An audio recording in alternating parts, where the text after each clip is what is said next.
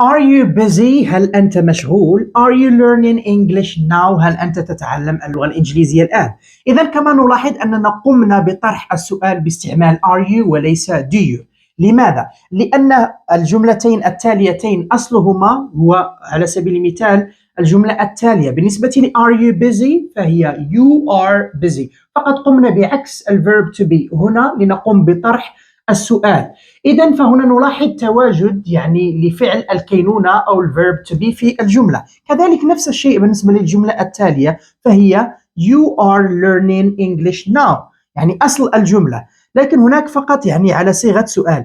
فهنا نلاحظ تواجد لفعل الكينونة داخل الجملة. إذا فملحوظة عامة عندما يكون تواجد لفعل الكينونة في الجملة فاعلم أن الجملة سوف يعني تبدأ أو سوف نقوم بطرح السؤال باستعمال are you أو الفعل to be بصفة عامة. فبالنسبة ل am is أو are يعني حسب subject يعني حسب الضمير الذي يتواجد في الجملة، لكن نقوم بطرح السؤال باستعمال do you like. على سبيل المثال هنا do you like English يعني هل تعجبك اللغة الإنجليزية؟